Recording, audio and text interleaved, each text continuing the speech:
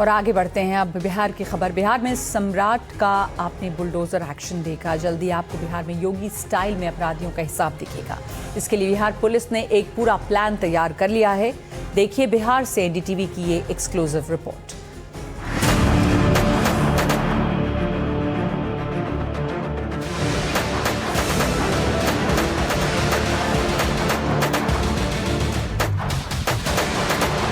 ऐसी एक के बाद एक कई तस्वीरें बीते कुछ दिनों में उत्तर प्रदेश से सामने आई हैं।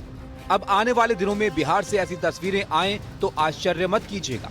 ऐसा इसलिए क्योंकि इस साल के आगाज के साथ ही बिहार पुलिस ने अपनी मंशा साफ कर दी है। बिहार में अपराधियों का हिसाब योगी स्टाइल में किया जाएगा। बिहार में नई सरकार बनने के बाद आपने सम्राट चौधरी का लगातार बुलडोजर एक्शन देखा। अब बिहार पुलिस योगी मॉडल के स्टाइल में ही ऑपरेशन लंगड़ा शुरू करने जा रही है। बिहार पुलिस और बिहार एसटीएफ ने बिहार प्रदेश के 10 बड़े अपराधियों की और बिहार के हर जिले के 10 बड़े अपराधियों की एक सूची तैयार की है, जिसकी एक्सक्लूसिव जानकारी एनडीटीवी के पास है। पुलिस का मकसद है या तो इन अपराधियों को सलाखों के पीछे पहुंचाना है या फिर मुठभेड़ की स्थिति में ढेर करना है।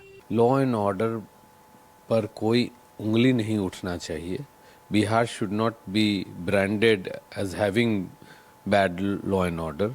हमारे चुनाव के दौरान भी एक घटना छोड़ के कोई घटना नहीं घटी, कोई रिपोलिंग नहीं हुई। पूर्व में नक्सल बूथ सब थे, उनको हम लोग स्टैगर कर देते थे, वहाँ वोटिंग 3 बजे तक होती थी एंड बहुत सारे बूथ शिफ्ट होते थे। इस बार कोई भी बूथ शिफ्ट नहीं हुई। एनडीटीवी को जो अपराधियों की सूची मिली है उसके मुताबिक पटना जिले में भोला सिंह, मनोज सिंह, सुजीत मंडल, राजीव महतो और एमपी यादव जैसे अपराधी एसटीएफ के लगातार निशाने पर हैं। वहीं कोसी क्षेत्र में जानेश्वर यादव, गणेश ऋषिदेव, ललित कुमार मेहता और वीरेंद्र राय की तलाश पुलिस कर रही है। मगध के इलाके में यानी गया, औरंगाबाद, नवादा, जहानाबाद और अरवल के इलाके में कुछ कुख्यात ऐसे हैं जिनके ऊपर लाखों के इनाम घोषित हैं। इनमें धर्मवीर महतो, आलोक सिंह, पलटन सिंह, दीपक रवानी, संतोष गोस्वामी और अमित तिवारी का नाम शामिल है। ये अपराधी हत्या, डकैती और लूट जैसे गंभीर मामलों में वांछित हैं। शाहबाद के इलाके में यानी भोजपुर, बक्सर, रोहतास और कैमूर के इलाके के कुख्यात दिलीप कुमार, रिंकू यादव, विजय पांडे और शहनाज अंसारी हैं। पप्पू कुमार, संजय तिवारी और डिम्पल सिंह भी एसटीएफ के निशाने पर हैं। एसटीएफ एक बिहार पुलिस की एलीट फोर्स है, 2000 में क्रिएट हुई थी and it has fought against mandate was Naxalism और ऑर्गेनाइज्ड क्राइम। काफ़ी अच्छा उसका भूमिका रहा है।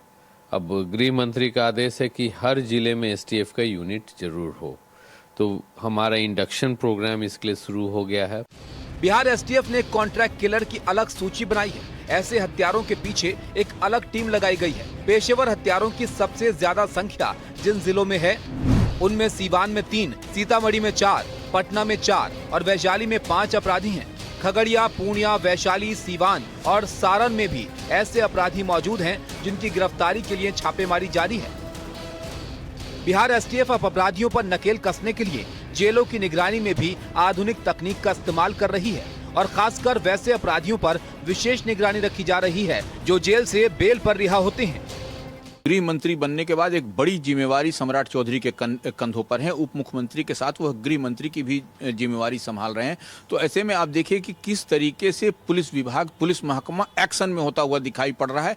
अब अपराधी अपराध करके बच नहीं सकते, उनके लिए मांद से भी उनको ढूंढ के निकाला जाएगा। उसके लिए अलग अलग तरीके भी इजाद किया जा रहा है, पुलिस एक्शन भी लिया जा रहा है और त्वरित कार्रवाई की जा रही है।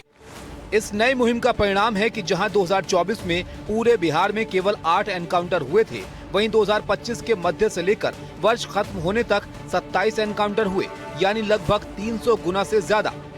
बिहार पुलिस का दावा है कि इस बार चल रहे मुहिम के तहत वो बिहार को लगभग अपराध मुक्त कर देगी या फिर अपराधियों का लगभग सफाया कर देगी, क्योंकि बिहार में अगर उद्योग धंधों को पनपना है तो बिहार को अपराध मुक्त होना ही होगा। ऐसा सरकार और पुलिस दोनों मानती है। बिहार पुलिस का दावा है कि इस बार जो मुहिम चल रही है वो पूरे बिहार से लगभग अपराधियों का सफाया कर देगी और बहुत हद तक बिहार को अपराध मुक्त करने में कामयाब होगी, क्योंकि अगर बिहार में उद्योग धंधों को बढ़ावा देना है तो उसमें सबसे बड़ी चुनौती बिहार में बढ़ती हुई आपराधिक घटनाएं हैं। पटना से प्रभाकर कुमार की रिपोर्ट, एनडीटीवी इंडिया के लिए।